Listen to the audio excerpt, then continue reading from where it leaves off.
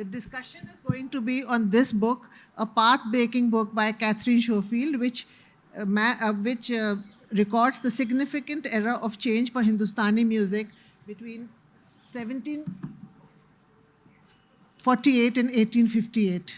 Now, these documents which Katherine has sourced have not been recorded before. So the first question, Katherine, I'd like to, first of all, congratulations on this wonderful book. And Thank my you. first question to you would be the same question that you have asked in your book. You say, how do we write histories of the ephemeral, of emotional and sensory experiences, of ecstatic states and aesthetic journeys, of the live performance of music and dance, on the tangible yet transient texture of the experiential moment? And more to the point, how do we write such histories when these moments have long passed into silence? You know, this sentence itself is so musical. Thank you so much. And may I say what a pleasure it is to be here in Jaipur and speaking with you this morning, and especially with my most wonderful literary and cultural heroines, Vidya Ji and Rana Ji, whose work meshes with this work that I've been doing for so long. So the book is about a world we can't hear anymore. So I'm looking at the ways in which music changed over the period from the death of Muhammad Shah Rangila, the last Mughal emperor to have any real power, and the exile to Rangoon of the last Mughal emperor, Bahadur Shah Zafar, when the British took over from the East India Company after they'd made such a hash of things. And of course, this is before the period of recorded sound. So we can no longer hear these worlds. And one of the things that the book is trying to get at is, can we actually recover a history of the ways in which people felt in this period? By looking at music, by looking at something that was so important to men and women in this period associated with the Mughal courts, but also the courts of Lucknow, Hyderabad, and Jaipur itself, and moving back to Delhi at the end of the book. Can we experience what they experienced? Can we hear what they heard? And one of the conceits of the book is that I take the image of Orpheus that is inlaid in pietra dura on the wall behind the throne, Shah Jahan's throne, in Shah Jahanabad in the Red Fort. And you can see it still today, although very much diminished because one of the British took it out of the wall when they ransacked the palace in 1857 and had it set into a tabletop and scratched poor Orpheus's face off. And of course, Orpheus is famously a musician. And one of the famous stories about Orpheus is that his wife, Eurydice, is killed. She dies because she's bitten by a snake. And Orpheus goes past the guard dog of Hades, playing his music to pacify the beast, all the way into the underworld to ask the god Hades, can I have Eurydice back? And his song is so compelling that Hades says, well, yes, but only if on the way out of Hades you do not look at her. You do not look back. She has to walk behind you. And so he takes her out, and just as they're coming towards the light, he turns and looks at her because he can't resist, and she goes back into the underworld forever. And so the answer to the question, if we are historians, if we are Orpheus, or writings on music from the period, if those writers were Orpheus, can they bring Eurydice back from the dead? Can they bring the sounds and, most importantly, the emotional experience of musical listening back? And the answer, unfortunately, is no. But the journey is worthwhile because we find out so much more about what motivated people in this incredibly tumultuous period. It's the period in which Indian classical music as we know it today, North Indian classical music, came into being as what we know it today. It's also a period that has not really been studied because everybody assumed that the ustads who passed the music on father to son were illiterate, and so there was no writing. And in fact, my job as a historian has been to find those writings, and there are huge numbers of them, hundreds of writings written by patrons, but also by hereditary musicians that actually tell us some of this story. And so I've been uncovering that story. You know, I've been studying the Red Fort for the past 15 years and written extensively on it, but I don't think I'll see the Orpheus panel in the same way again. And you have a very interesting story, you know, of how that also played in the War of Succession. And, you know, I would never have thought that something like this would, have an effect on the War of Succession. Can you please tell us a little about that? Sure, okay. So the book is arranged around the life stories of 9 mostly forgotten musicians from the late Mughal period. But the first story is actually about a man called Khushal Khan Gunasamudra, who was the great-grandson in the direct line of the great Tansen, the greatest musician that ever lived of the Mughal period. And he was chief musician to Shah Jahan, and then briefly to the Emperor Aurangzeb.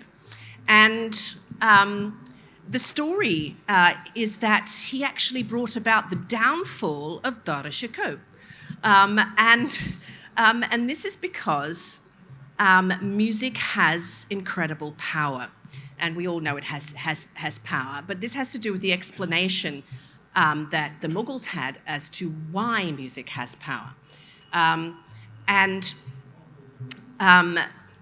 probably should explain that a little bit first, and hopefully this will be the last time I ever have to explain this in public, because I've been talking about this for a long time. But in the Mughal period, both Sanskrit and Persian music theorists argued that the reason why each rag, each melodic mode, affected the human being, but also the natural and supernatural worlds in the way that it did, the reason why rag, Megh, or Mian ki Malhar brings the monsoon rains is because the 7 notes of the Indian scale, the 7 swaras, were aligned with the 7 celestial bodies visible to the naked eye: the sun, the moon, Mercury, Venus, Mars, Jupiter, and Saturn. And they drew upon these astral powers to affect the humours of the body according to the Unani and the Ayurvedic medical system.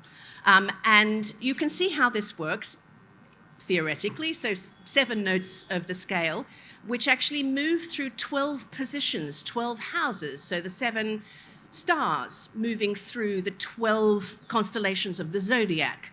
So drawing upon that astral power to have power over the Mughal court. So this story says that Shah Jahan one day said to his commander-in-chief, Mardan Ali Khan, he said, so who, in your opinion, will be emperor after me?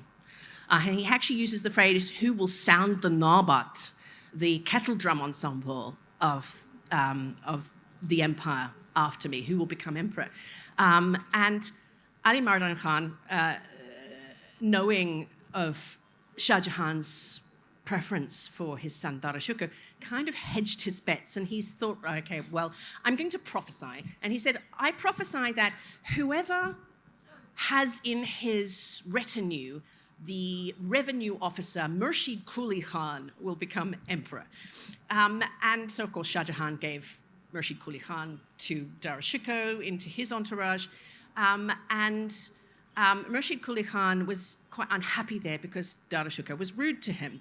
So along comes Aurangzeb, and he spies somebody who'd be really great working for him in the Deccan as a revenue officer, and tries to get the commander-in-chief to, sort of use his influence with the emperor to get this man into his retinue. And of course, now there's a big dilemma, because if Ali Mardan Khan says,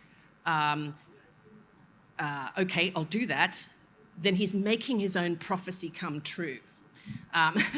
So he kind of hedges his bets again and does nothing.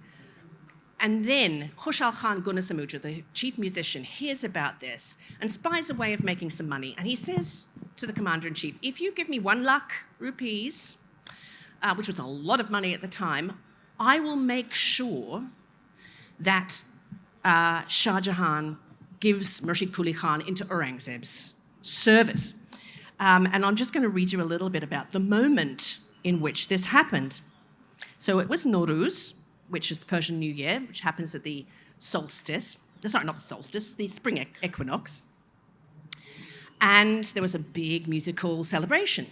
So at court, it was customary that Khushal and his brother Bisram, according to precedent established during Tansen's time, would sing standing at a distance of 10 forearms length from each other on two corners of the carpet beneath the emperor's throne. On the appointed day just before Nowruz, Khushal and Bisram took their hereditary places in the great hall of public audience of Shah Jahan's exalted fortress and began to clear their throats in preparation for singing. The single human figure of Orpheus enchanting the animals with his lyra di braccio, because Orpheus famously had powers to pacify the beasts, inlaid in stone high on the wall above Shah Jahan's throne, gazed intently down upon the chief musician as he embarked on a slow rocking alab in Tansen's version of the feminine rag, Ragini Todi, who of course is also famous for playing the bean, the Rudravina, to pacify deers at her feet.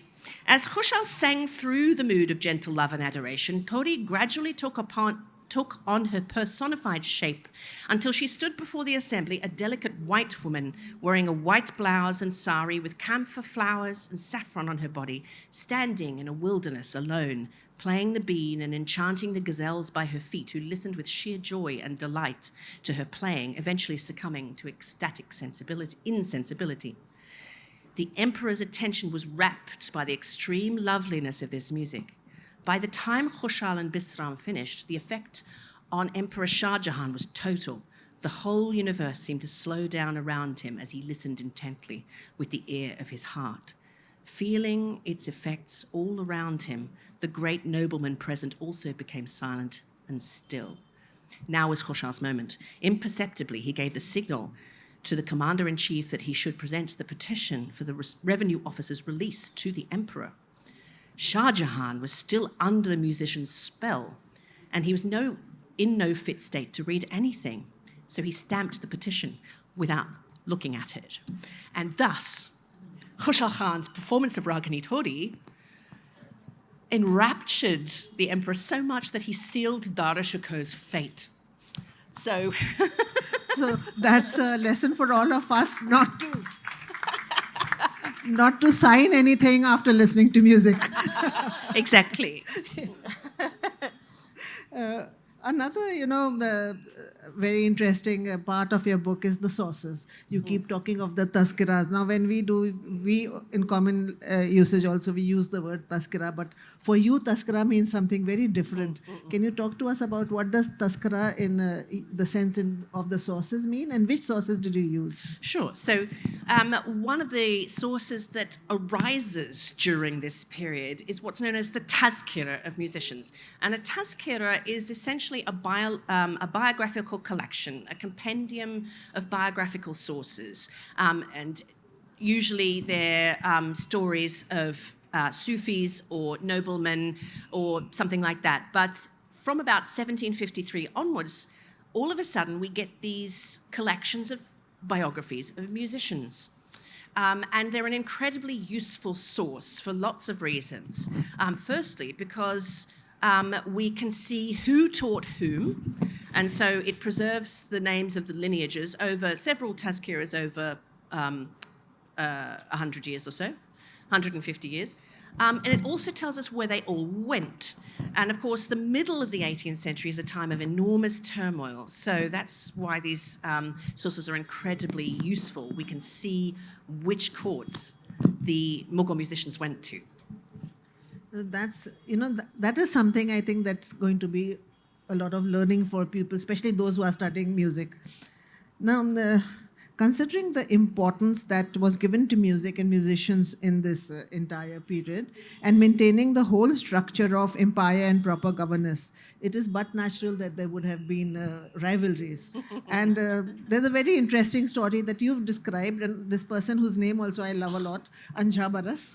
So can you just guide us through that? Tell us a little bit about these rivalries. Sure. So the second main chapter of the book is focused on a musician called Anja Baras Khan Muhammad Shahi. And he was chief musician at the court of Muhammad Shah Rangile. And he was a direct descendant of Tansen. He stood in Tansen's place on the carpet. And I'm pretty sure that nobody here will have ever heard of him because he was completely eclipsed in his own time by two musicians who became the greatest musicians of the 18th century, Sadarang and Adarang, who were also hereditary musicians in the Galawant lineage of Drupad singers in descent from Tansen, but from a different branch. And so the Tazkiras tell this story of rivalry between these two musicians and how put out Anja Baras was by being eclipsed by Sadarang and Adarang, even though he actually married Sadarang's daughter and so learnt his traditions as well as the traditions of his own family. There's lots of marvelous stories in these Tazkiras, lots of tiny, weeny little tidbits, including he gets to teach one of Sadarang's nephews, and he makes him sign a muchalka, a kind of a letter saying that Fazl Khan's ancestors were inferior to Anja Baras Khan's ancestors. Before he will teach him, which is, but what's really important about Anja Baras is that although we have forgotten him, it's in part because he was a major teacher rather than a major performer. He retired quite early and continued to live in Delhi when everybody else, went to places that were thriving like Lucknow or Hyderabad. But I don't want to actually kind of continue speaking about these stories. You can read about them. What I really want to do now is pass over to Vidya ji, who is not going to sing a song by Anja Baras. There are one or two Drupads in his name still in the tradition, but a brief song by his more illustrious, more famous colleague, Sadarang. So from this period, the middle of the 18th century is where this song comes from.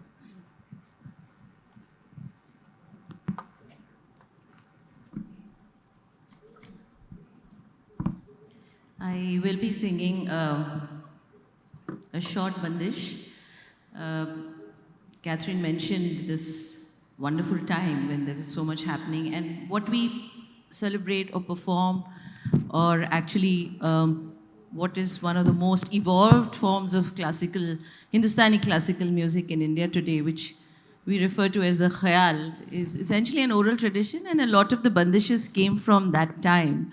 So I think it's very special that we continue to have these, these bandishes with us, and I will be singing one in a rag which is called Mian Malhar. I think she did mention Mian Malhar, and Mian comes from Mian Tansen. So it is attributed to him, and this particular bandish I choose to sing because if you notice when I sing it, the opening itself is respect to the patron, and interestingly referred to as Muhammad Shah Rangile. So कहते हैं कि वो फितरत से, तबीयत से और तखल्लुस से, तीनों से ही रंगीले थे. तो उन्हीं के नाम पे जो चीज़ ये बनाई गई है वो आपके सामने पेश करती हूँ.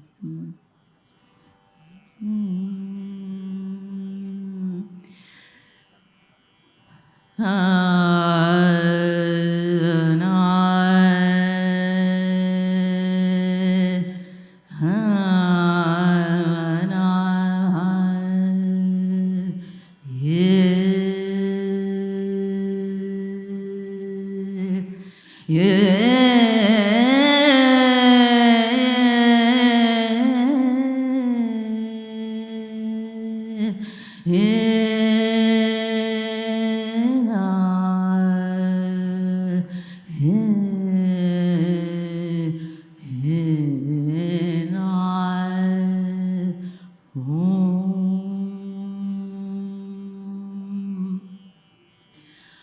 मोहम्मद शाह रंगील रे बलम मोहम्मद शाह रंगील रे बलम तुम बिन मैं कारी बदरिया नितन सुहाए मोहम्मद शाह रंगील रे बलम तुम बिन मैं कारी बदरिया नितन सुहाए मोहम्मद शाह रंगील रे ये बलम उमड़ घुमड़ घिर आई उमड़ घुमड़ घिर आई नैना झरी लगाई डर पावे सदा रंगीले को सुखदाय चमक बीज डराए मोहम्मद शाह रंगील रे बलम मोहम्मद शाह रंगील रे बलम तुम बिन मैं कारी बदरिया नितन सुहाए मोहम्मद शाह रंगील रे बलम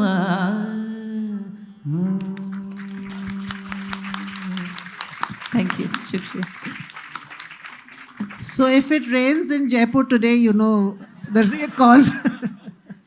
I was actually hoping all the environment pollution will, Perfect. So most of us actually don't know that, I don't know whether any of you know that apart from being a historian, Catherine's also a trained musician, and we will be hearing her sing also. But before that, you talk about Khanam Jan and Sophia Plodo. Now, this is a time, the 18th and the 19th century, when courtesans had a very high, rank in society. They were the repertoire, they were the repositories of culture, and people would go to them to learn classical music and dance. So, can you talk about Khanam Jan and Sophie Ploden and the jugalbandi between the two, which is so fascinating? Thank you. Yes. So this is maybe a story that may be more familiar to some of you because people have worked on Sophia Plowden before. Sophia Plowden was a Memsahib, married to an East India Company official who came to India. And apart from, they were there for 12 years, apart from becoming fascinated with Hindustani music and collecting the songs, the lyrics, and the tunes in Western notation of courtesans in Lucknow, and most particularly Khanam Jan, who I'll come on to in a minute. She had 7 babies while she was here, and most of the time she writes in her diaries about making sure that her children don't die of smallpox and don't die of measles and don't die drowning in rivers and so on. But somehow in between she managed to kind of pull together this incredible collection of songs. And she herself played the harpsichord, and she would, when she and her husband were stationed in Lucknow, she would call this celebrity courtesan called Khanam Jan, who sang for Asaf-ud-Dawla the Nawab, and who sang for the great European patrons in Lucknow like Antoine Paulier, who she would bring him. Sorry, there's a bit of music going on, which is a bit distracting. If someone could turn the music off, that would be great. Thank you. She would bring them into her house, and she would write down the tunes of the songs in Western staff notation, and she would also have a munshi write out the words for her so that she could sing them herself, which she did dressed as a Lucknow courtesan. And we don't actually really know whether she understood the words herself, but through careful reconstruction, I've actually managed to put together about a quarter of her tune collection back together with the texts, and from that, you can begin to reimagine what they might have sounded like when Khanum Jan sang them. We have what they would have sounded like when Sophia Plowden would have sung them, because we have her notation. So there's one very famous courtesan song called Taza ba Taza, which means ever fresh, ever new. Mutri bi khushnavabegu, Taza ba Taza no ba no. Sing, sweet-voiced musician, ever fresh and ever new. I'm not going to sing the whole thing, but the English version, which has extremely silly words, so I'll sing the Persian words, is in 6. So 1, 2, 3, 1, 2, 3, 1, 2, 3, 1, 2, 3, which the Europeans understood very well, and would have been sung something like this. So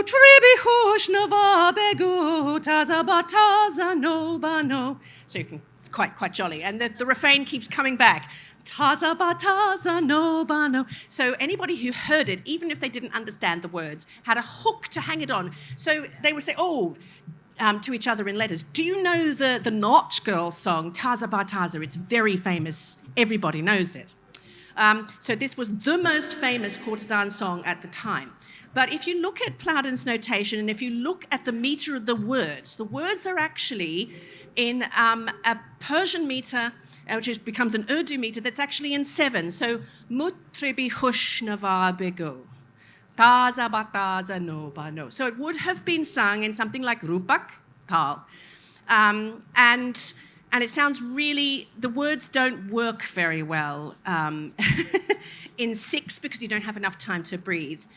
And if you then look at her notations for the song, they're not in Rag Pairavi, but they are very reminiscent of Rag Pairavi.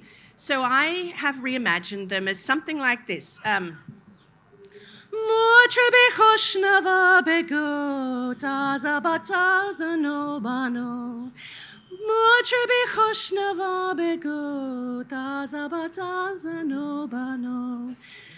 Which is a little bit more like Bhairavi. I have to confess that I'm not a trained Hindustani singer, and I know that Vijay would do a much better job.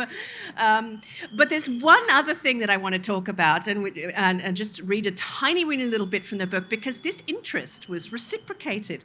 So in 1788, there's an unnamed hereditary musician working somewhere up country. Thank you.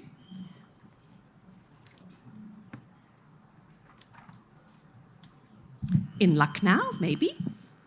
And he gets fascinated by European instruments. So this is from the beginning of this chapter on Khanum Jan and Sophia Plowden. We don't know who wrote the treatise on the Hindustani rhythmic system, now designated Oriental Manuscript 585, number 4, in the Edinburgh University Library, nor do we know precisely where he was working or for whom. But in 1788, in Lucknow or Benares or maybe Patna or Allahabad, one member of Anjabar's Galawant lineage was engaging musically on apparently convivial terms with Europeans. They write in books of music, he enthused. They have another instrument of the string family that is extremely fine and noble, called the harpsichord. So inspired was he, after playing this marvellous instrument, that he gave the date of his treatise as a chronogram according unusually to the Christian calendar, along with the customary al-Hijri date. And I'm going to read it out loud because it really resounds. So I'm going to recite it, not read it. Tanana, tanana, tanana, tanana, tanana, tanana, tanana. Tanana, tanana, tanana, tanana, tanana, tanana, tanana. Flute, harp, violin, fife, organ, harpsichord. That's his chronogram. So the first line sets the metrical groove using the new notation our musician had just borrowed from Perso-Arabic music theory to overhaul how he wished Hindustani tals to be understood and written down in the modern era.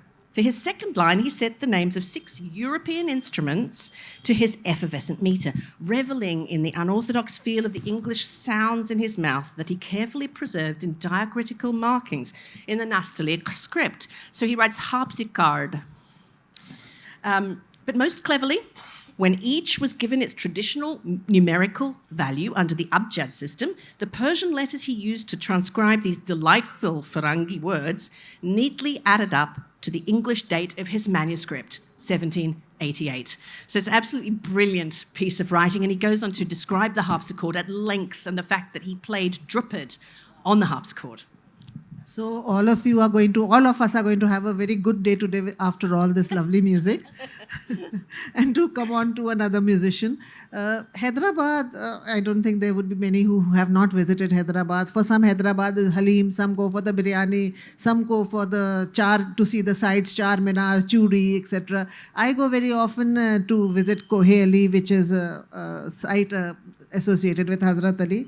But Katherine has described Hyderabad through its songs, and that is a very novel way of doing it. So, can you describe the amazing Mehlaka Chanda and Khushal Singh Anup and how the two are intertwined with Hyderabad because of their music? Sure, thank you. So, Malhar Chanda is probably no stranger to many of you.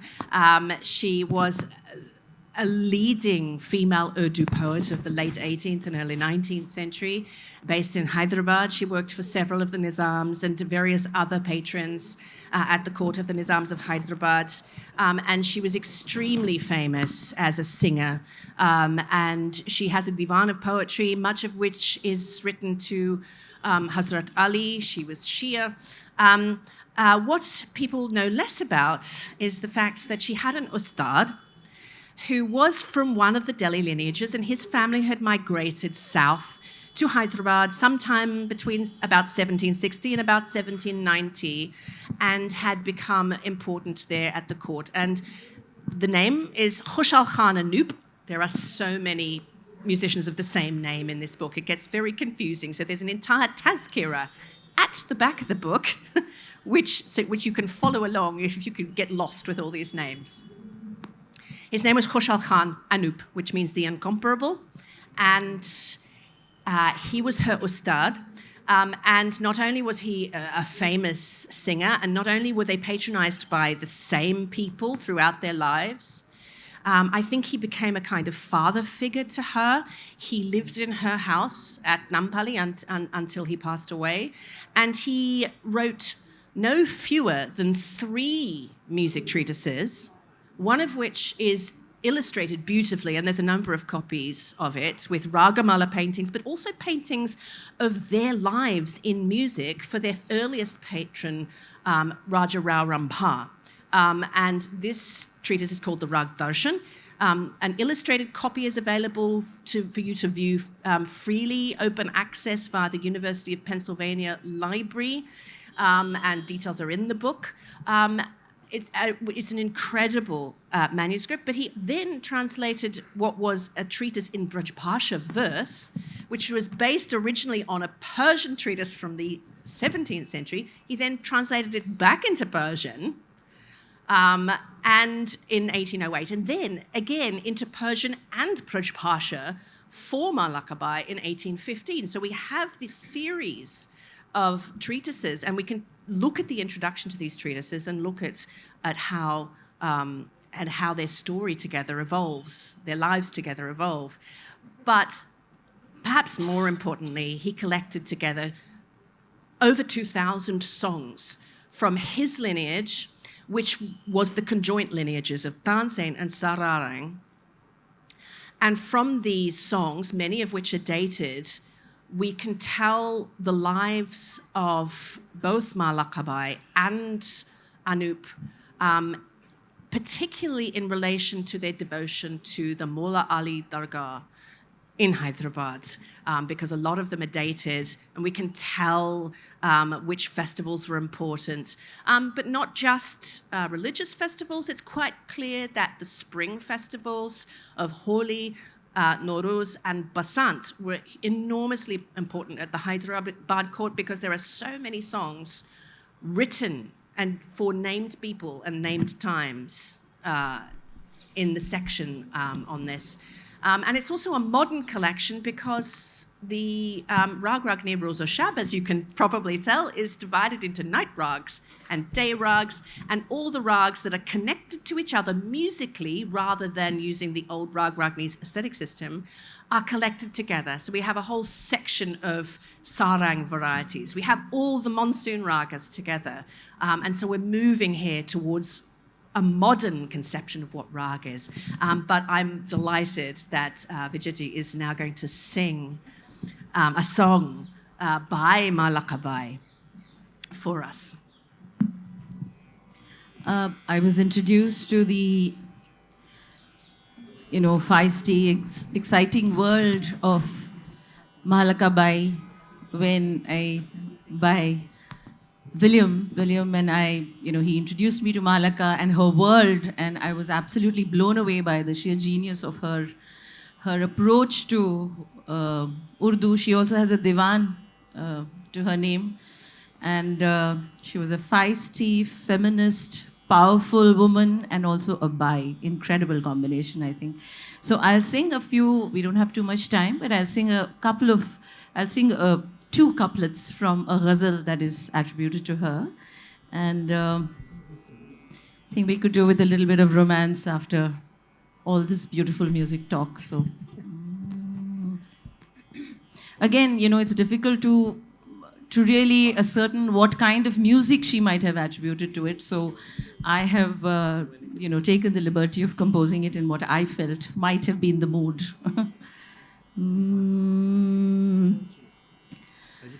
दिल में मेरे फिर ख्याल आता है आज दिल में मेरे फिर ख्याल आता है आज आता है आज आता है आज कोई दिलबर बेमिसाल आता है आज आता है आज आता है आज तुम सिवा चंदा के दिल में या अली तुम सिवा चंदा के दिल में या अली किसकी अज़मत का जलाल आता है आज आता है आज आता है आज कोई दिलबर बेमिसाल आता है आज बहुत खूबसूरत. I really wonder इतनी बुलंद आवाज आपके अंदर कहाँ समाती है. So on that musical note, we open the floor for questions. If anybody has any questions, we can take 2 questions.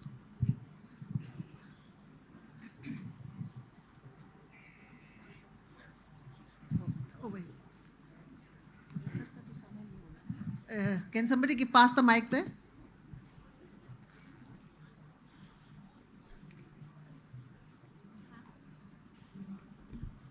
First of all, very interesting because I work in the field of the folk music and dances, and there's very little written out there, and you have to figure it out.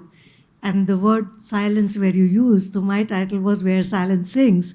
But what I want to really ask you, when you captured that silence about which the history was not really known, how did you find the Tazkiras? Where are they recorded? Where are they kept? Which library? Means incredible. And lastly, I would really like you to sing the Hindustani classical that you learned. Thank you so much. So I think one of the problems with this period of Hindustani music history is that it has just been assumed that there are no sources because it has been assumed that the ustads were illiterate and passed everything down sina basina secretly. And that just simply isn't the case. And if you go looking for texts on music, and I work mostly in Persian and also a little in Brij Bhasha and Urdu, although I don't understand Brij Bhasha very well, they just fall out of catalogues everywhere. You know, librarians, archivists, and collectors have, you know, put them in all these hand lists and published catalogues, and they are just everywhere when you go looking for them. With folk music, of course, it's much more difficult because this is elite music. This is the music of the literate classes, the rag-based music of the literate classes. So that's a little bit more difficult, but they are just everywhere. They're so rich. It would take many lifetimes to research them all. But speaking of folk music and of absolute silence, my favorite chapter in the book is on Jaipur, and it's in fact on Sambhar Salt Lake, and of a particular Bhagtan, an auspicious courtesan who was paid by Jaipur state for all the festivals at Sambhar Lake. And she was paid in salt. The only thing we know about her name was Mayali. She appears in the margins of an account, a set of accounts of the East India Company when they sequestered the lake from Jaipur and Jodhpur between 1835 and 42 because Jaipur and Jodhpur were refusing to pay the East India Company their protection money. The East India Company was basically a mafia-style protection racket, in my view. And she refused to accept her payment in cash. It was really important to her that she got her salt stipend, and it was important to Jaipur and Jodhpur that she got her salt stipend as well. So you can actually find stories about some of these musicians, even though you can never hear their songs, which is a great shame, even in the margins of things. But there just needs to be much more work. As for singing in Hindustani style, I would embarrass my ustad, so I won't. That's, I think another question. So, you know, this takes namkeen to another level. Yes. Log namkeen hote hain, yahan dekho. She's being paid through a pension from salt. So, any other question? This is the last question, okay? Your book explores the challenges of capturing the experience of music. Have you discovered any new methods from the historical sources that offer fresh insights into the sounds and emotions of this era's music? Sure, and I mean, I think the really important thing is actually that I did learn to embody the rag myself from a hereditary ustad.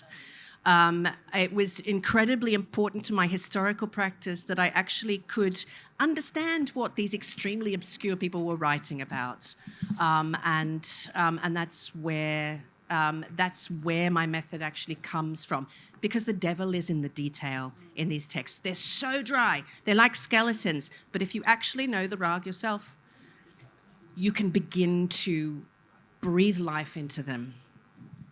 Do we have 2 minutes? Where is the organizer? We have 2 minutes? So can we end with a... Please. So we'll end with this ghazal of Bahadur Shah Zafar by Vidya. Yes. Sabka. So just a little bit about the end of the book, actually. Vidya ji is going to sing a song written by the last Mughal emperor, a ghazal by Bahadur Shah Zafar. At the end of the book, I talk about the destruction of Delhi and the destruction of the life of this music. And I talk about the fact that mortality is what the musical experience in the mehfil was all about. It was about this kind of great raging against the dying of the light. Music is about life in the face of death. And so it's really appropriate to finish with a ghazal by Zafar.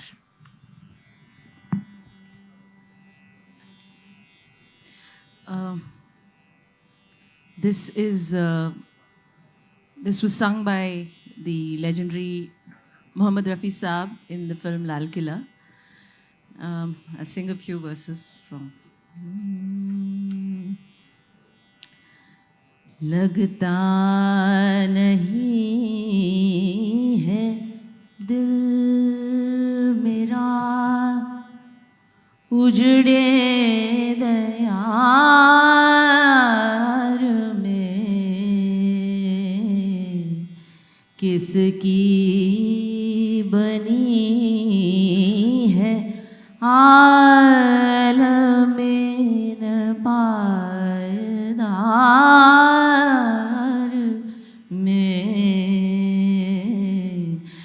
लगता नहीं है दिल मेरा। कह दो इन हसरतों से कहीं और जा बसे, इतनी जगह कहाँ है दिले दागदार में। लगता नहीं है दिल मेरा। कितना है बदनसीब ज़फ़र, कितना है बदनसीब ज़फ़र,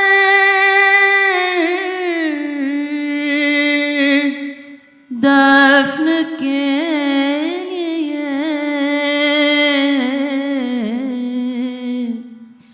दो गज ज़मीन भी न मिली कुए यार में। किसकी बनी है हाल में न पायदार में। लगता नहीं है दिल मेरा।